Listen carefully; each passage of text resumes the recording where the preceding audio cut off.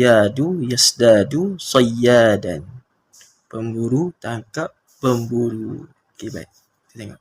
Saksikan seekor rusa palsu ataupun kijang palsu yang diturunkan dari sebuah 4x4 dan apa yang diperkirakan bahawasanya tengok anggota pihak hutan ataupun polis yang membawanya ke tengah-tengah hutan dan meletaknya. Apa yang tengok di tangan pihak berkuasa berkenaan ada sebuah remote yang mana menggerakkan kepala-kepala rusa tu. Okey, dan lalu ditinggalkan jauh di tengah hutan.